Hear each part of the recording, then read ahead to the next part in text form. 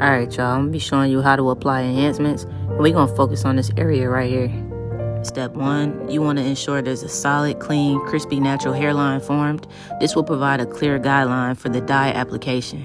Step 2, place the stencil card along the hairline, aligning it with the desired shape and thickness. The stencil card acts as a guide, helping you achieve a symmetrical and professional outcome. When applying the enhancement color, remember to hold the airbrush about 2 to 3 inches away from the head. Aim the spray slightly above the stencil card, allowing the dye to bounce off the card and onto the hairline. You want to avoid spraying directly onto the hairline to prevent an uneven or blotchy application. Step 3 is applying the fibers.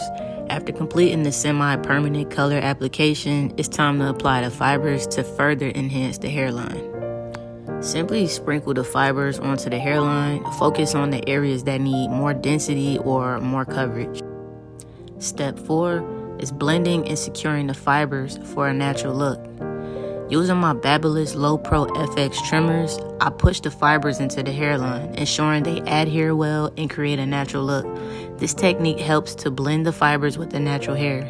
Be careful not to press too hard to avoid discomfort or irritation for your client. Step 5 is applying the chalk line and or the pencil. Before applying a pencil to your client, you want to make sure you're choosing the correct color pencil. It's vital.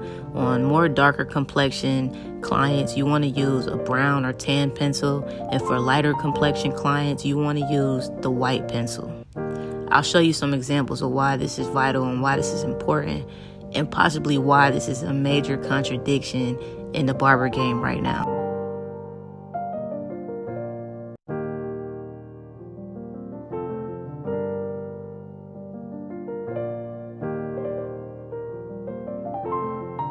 Before applying the pencil, you want to make sure that your pencil tip is sharp. It's already sharpened so that you can glide across the hairline, creating a precise, sharp line. This technique is what gives the hairline, the chalk line, that nice blend that makes it crispy and ashy like the clients are actually desiring.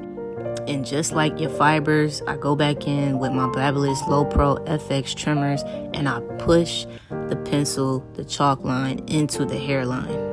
This technique simply ensures a natural blend in the chalk line. And there you have it. We got a nicely enhanced lineup.